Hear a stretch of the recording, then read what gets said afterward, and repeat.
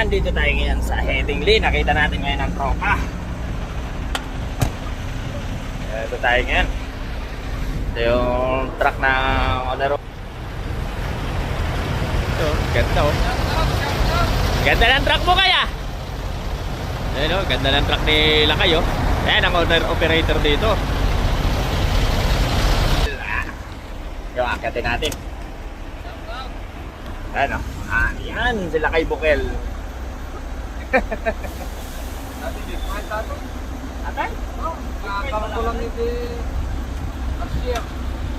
Ha? Dati kikret ato eh. Nakakaroon ko lang ito last year. January. Ano yung kapsa mo? Nagtapay lang. Ano yung nakita rin ah? Ay, siya iba, kanahin si Marta, si Minipek, si Tugal. Oo. Diyan na lang magpangalan. Ito gawin. Tingin siya to rin ah. Eh ano to eh? Truck ni Boss Erwin? Yung truck namin nandun sa Winnipeg, pinayos.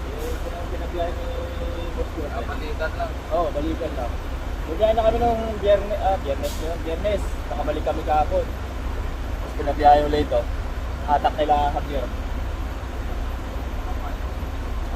Wala nang gagawin sa bahay. Mag-iinom lang eh.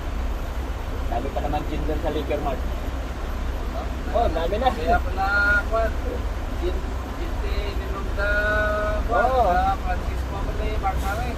Oo, nagkaduda. Nagkaduda alalaan ba dyan? Nagkita yung Kalman eh. Kaya lang, kapag kami Dinidisplay pa lang yung gin doon eh. Kinukuha na ng mga Pilipino. wow eh. Masarap. 3-4 daw yung kinukuha. Sabi nung cashier doon. Nagmantuwa ka. Oo. Dapat yung Red Doors dyan.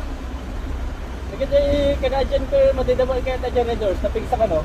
Napigsa talaga. Hindi sa buwan niya lang dito. Dito lang yung bagat. Oo.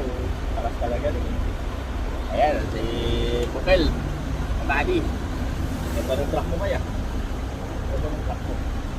Ganda ng truck mo. Bayan. Ha? Ganda naman ang bayan. Okay lang. Bali, 5-7.